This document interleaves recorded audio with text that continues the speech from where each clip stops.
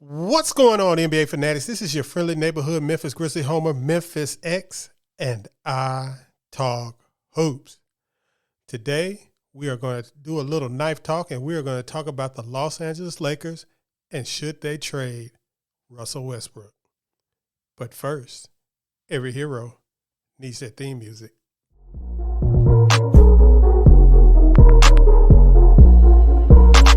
Piano. Grizz gang, go hard. Baddest in the game, we be on one. I talk hoops, so secure. All up on the court, but we gon' score. Memphis bringing heat straight from Tennessee. Demarest back and let's go. First, it was Kyrie Irving going back to the Brooklyn Nets. And then it was the Utah Jazz trading Donovan Mitchell to the Cleveland Cavaliers without the assistance of the LA Lakers. It seems that put the Lakers behind the 8 ball with regard to making improvements this offseason.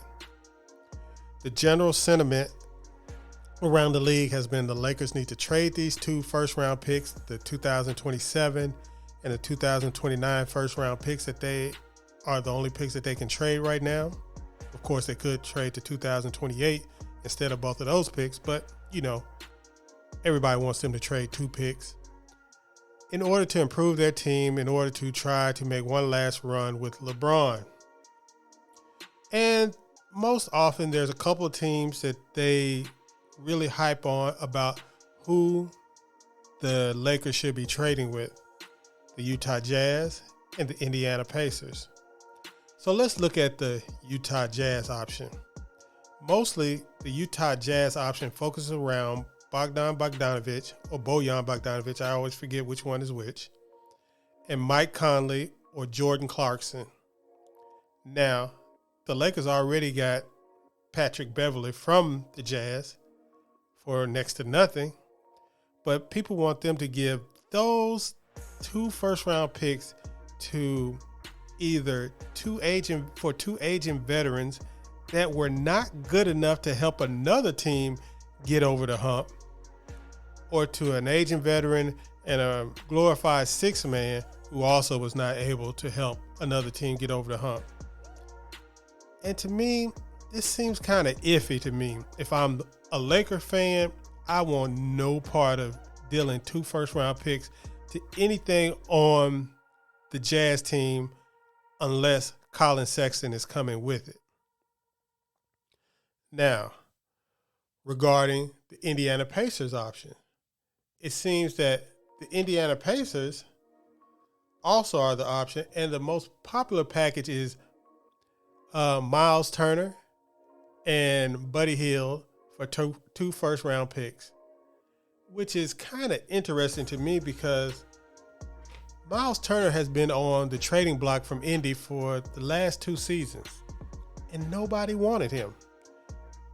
Boston actually turned him down, getting him free instead of letting Gordon Hayward go for, basically nothing.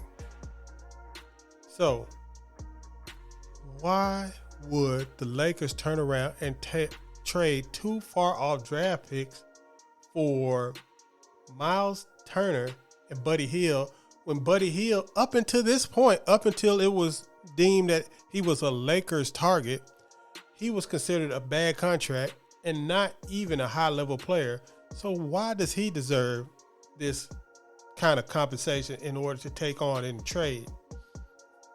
Now, if I'm the Lakers and I'm a Lakers fan, the least amount that I would have to get back would be in that trade with Miles Turner, Buddy Hield, would be Chris Duarte, at least, or O'Shea Brissett. I would need at least one young prospect to go along with getting those 2 guys, because not only are you facing Miles Turner being an expiring contract, Miles Turner is going to want a nice new contract upward of $22 million per year next season. And then you will lose Buddy Hield. So why would you be trading 2 far off picks for players that will only be on your team the next guaranteed the next 2 years. It doesn't make sense to me. And then there's the third option. Keep Russell Westbrook, have cap space next summer, which I think is the superior option. And here's why. Although Westbrook is not an ideal fit, and although the most likely outcome of keeping Westbrook is to have another disappointing season like last season, it is preferential to having another disappointing 10 years after LeBron. Keeping Westbrook this offseason gives you options. It gives you the options of, if a better trade materializes during the season, you have a big expiring contract and 2 first-round picks to deal. I mean, you have to think. Donovan Mitchell went to the Cleveland Cavaliers for a worse pick package than the Lakers' 27 and 29 picks. I mean, this is just common sense. The Lakers' 2 picks are going to be post-LeBron and going to be likely post-prime Anthony Davis. The Cleveland Cavaliers picks are going to be covered by Darius Garland, Jared Allen, and Evan Mobley the whole time. There is no way you're telling me right now that you would prefer to have those 3 unprotected picks from the Cavaliers over the 2 unprotected picks from the Lakers. It's mind-boggling to me. It's like everybody has cognitive dissonance and everybody can't see, or everybody's trying to come together on this inside joke on the Lakers where they're going to make the Lakers terrible for a decade or so. I just don't understand people undervaluing these picks. Now, to me, it's just not worth the risk to trade these picks without getting a long-term young piece back in return. It's not worth the risk. And even though Lakers fans, hear me out. You have these 2 picks, 27 and 29. Do you want Rob Pelinka dealing these picks? Do you want him making the trade for these picks? Do you want him trying to acquire somebody with these picks? Do you want him making that decision? I think not. So, what is another risk factor? Look at LeBron James and Anthony Davis injury history as Lakers. They both played 1 healthy season together as Lakers. That was when they won the title. And this might give you a sense of optimism and say, well, we have a chance if we just make a trade. But you have to remember that was the bubble season.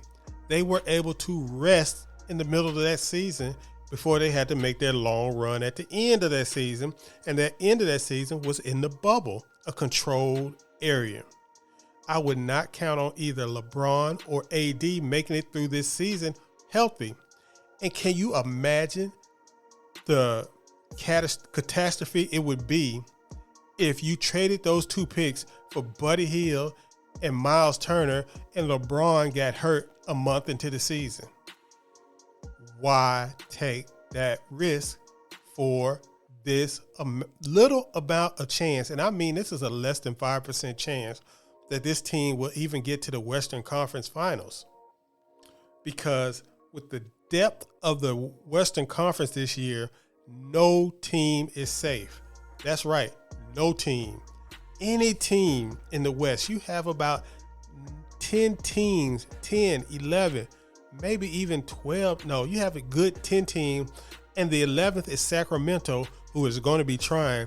But you have 10 teams, and I would say 8 to 9 of those teams are will be better than the Lakers, even if they get Miles Turner and Buddy Hield. You have teams that are playoff tested, and you're talking about trading for players who have little to no playoff experience.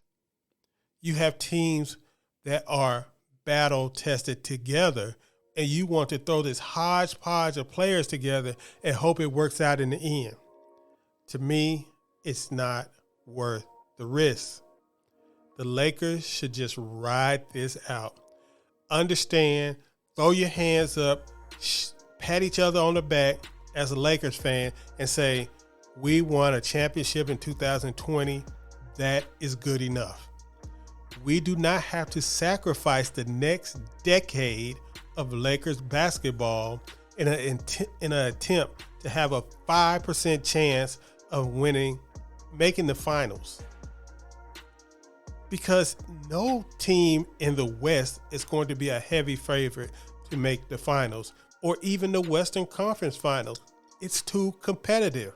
This is not the season to throw every caution to the wind and try to make a run with a subpar team, hoping LeBron and AD have enough to carry you over, because almost every team in the West that's competing for a title has players on LeBron and AD's level at this point in their career. I mean, maybe AD can get it back because he's young enough where he can get it back. But to think, eventually, you got to know eventually Father Time is coming for LeBron. He's already showing signs of slowing down, and you know it. Even though he's putting up good numbers and he's still one of the best players in the league, he ain't that LeBron that can just turn the switch on and dominate a game and bring his team to victory. So why would you risk it? Don't do it, Lakers. Lakers fans, do not wish for this for your franchise. If you want to be a Lakers fan, be a Lakers fan. Understand that you are going to be here way after LeBron and AD are gone, way after Rob Pelinka has been gone, and hopefully way after the Bucks have sold the team. So you don't want to be in misery for the next 5, 6, 10 years because your team has no assets to build upon, and you're hoping some other free agent decide to make LA his home. Even though that worked out for you with LeBron, remember the distance between LeBron and Kobe and how futile those years was. And now we're having an even more competitive NBA and a more liberal landscape as far as where players will go, and players actually becoming free agents instead of taking extensions. And you know there is no team in the NBA going to trade you guys a star player. It just ain't happening. So my advice as a resident Grizzly homer is don't do it, LA. Do not trade those 2 picks. Do not even worry about trading Westbrook. Go for the cap room next year. See what you can do with that cap room and try to just, ride it out until you get a chance, until LeBron leaves or he retires or whatever. But let more of your assets come back. Do not give them away for mediocre role players. What do you guys think about that? Lakers fans, any other NBA fans, do you think the Lakers really should be dealing 2 unprotected first-round picks for mediocre role players? Or do you think AD and LeBron are so good that they're going to be able to overcome everybody in the West with mediocre role players and a team in which Austin Reeves is projected to have a major role on the team? Come on, man. Get out of here with that shit. Like, subscribe, comment. I'll see you guys on the next video.